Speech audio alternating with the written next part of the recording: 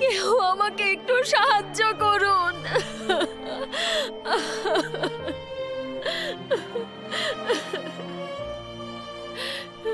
Doctor, doctor, doctor, দয়া করে আমার বাচ্চাকে বাঁচান, ওর অ্যাক্সিডেন্ট হয়েছে। সোনা, সোনা, সব আমার দোষ, আমি ঠিক করে তোমার খেয়াল রাখতে পারিনি।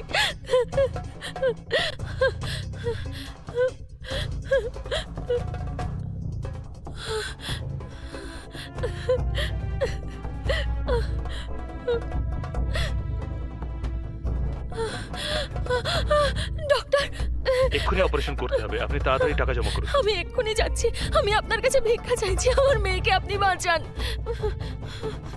আমার কাছে তো এখন এত টাকা নেই।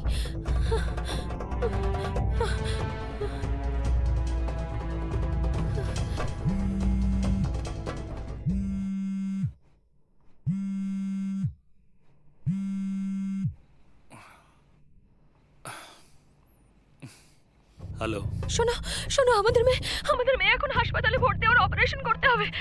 আমি কোম্পানির মিটিং এ আছি, আমি আসতে পারবো না। তুমি মা হয়ে নিজের বাচ্চার খেয়াল রাখতে পারো না? আর তো কোনো কাজ থাকে না, তুমি নিজেই কিছু ব্যবস্থা করে নাও। আমি এখন ব্যস্ত আছি। হ্যালো, হ্যালো, আমি আমি এক্ষুনি বাড়ি গিয়ে টাকা নিয়ে আসছি।